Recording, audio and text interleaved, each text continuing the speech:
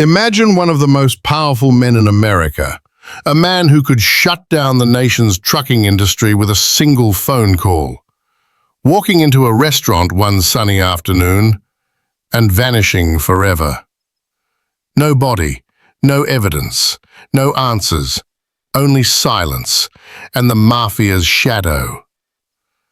This is the story of Jimmy Hoffa, a man so powerful even death couldn't erase his name. Before he became a mystery, Jimmy Hoffa was a movement. Born in 1913 in Indiana, Hoffa grew up poor. By 18, he was leading workers' strikes, fearless, loud, and impossible to ignore. He joined the Teamsters Union, and by the 1950s, he turned it into the most powerful labor organization in the country, over 1 million truckers strong. To politicians, he was a threat.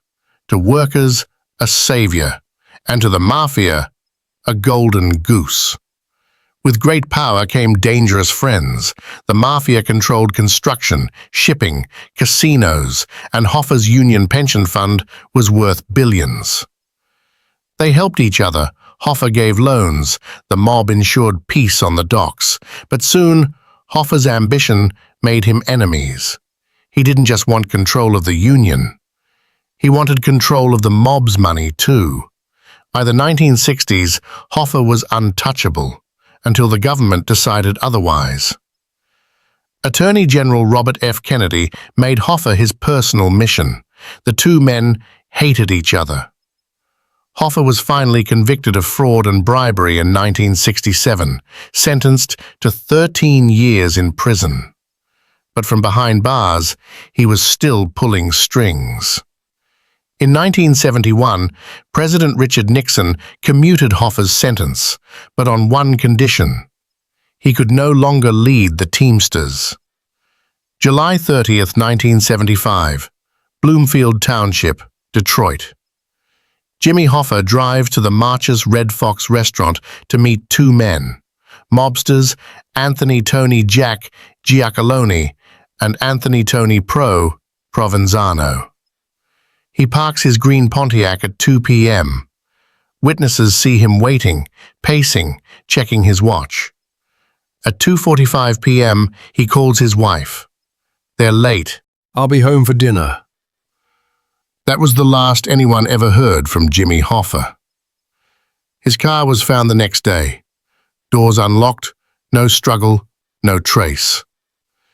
The FBI went into overdrive, field searches, interrogations, raids. Nothing. Hundreds questioned, thousands of documents reviewed. But the code of silence, omerta, was stronger than the law.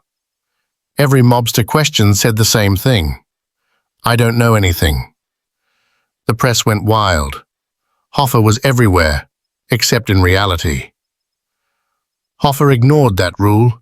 He was planning a comeback and the mob didn't like it. They had already installed their own man in charge, and Hoffa wanted his throne back. He began calling secret meetings with mob bosses, threatening to expose them if they didn't step aside. Decades later, theories keep piling up, some credible, some insane. Theory 1. The Mafia hit. Hoffa was killed in Detroit and cremated within hours. Theory 2. Buried under Giants Stadium. Construction workers swore he was buried beneath the end zone in New Jersey. Theory 3. Industrial grinder. One FBI agent believed Hoffa's body was crushed in a car junkyard. And then, the wildest theory: government involvement. Some say Hoffa knew too much about CIA operations and was silenced for good. In 1982, 7 years after he disappeared, the courts declared Hoffa legally dead. But his story refused to die. His rise and fall inspired movies, books, and countless investigations. To workers, he remains a symbol of power. To the Mafia, a warning. Jimmy Hoffa's ghost still lingers over America's labor history, a reminder that power always comes at a price. Almost 50 years later, the question remains, what really happened to Jimmy Hoffa? Was he betrayed by the mob he once helped build, or erased by forces far beyond his control?